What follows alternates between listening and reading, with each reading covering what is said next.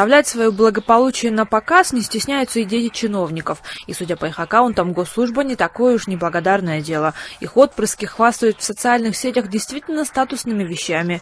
Вот, предположительно, часы швейцарской марки «Хаблот» стоимостью в $43 тысячи.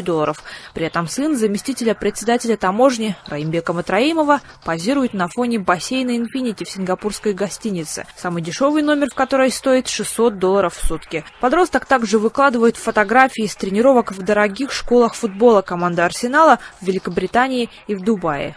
Сам Раимбек Матраимов с говорящим прозвищем «Раим Миллион» человек непубличный. Интервью не дает и журналистов избегает. Широкой общественности имя таможенника стало известно в 2010 году, когда в интернет попала запись телефонного разговора якобы тогдашних членов Временного правительства. Атамбаев в отношении Бекназарова говорил, что это у тебя воры, и я их не допущу к таможне. А Бекназаров говорил, что я вот в отношении твоего вот этого, Тулматова и Матраимова, сейчас возбужу уголовные дела, потому что они воры.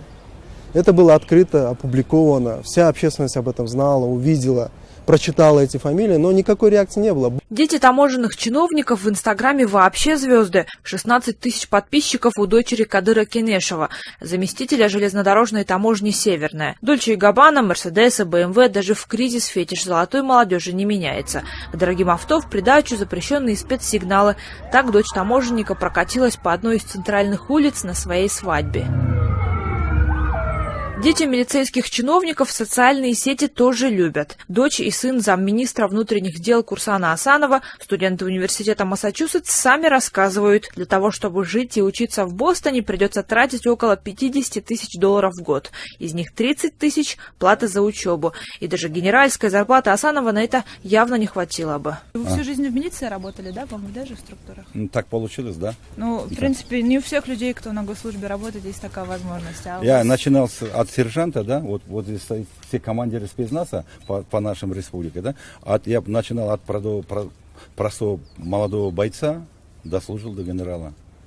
Это благодаря Богу, благодаря нашим родителям. По словам замминистра, сын и дочь отличники, поэтому оба получили скидки на обучение. Дети, знаете, какие? Они сами учатся на отлично, в школах учился, и в данное время университеты тоже учатся на отлично. Талантливыми и способными оказались дети многих крупных чиновников. Кто-то поет песни, снимая за границей клипы, у кого-то хобби поскромнее, но большинство из них ведут не такой образ жизни, как их обычные сверстники.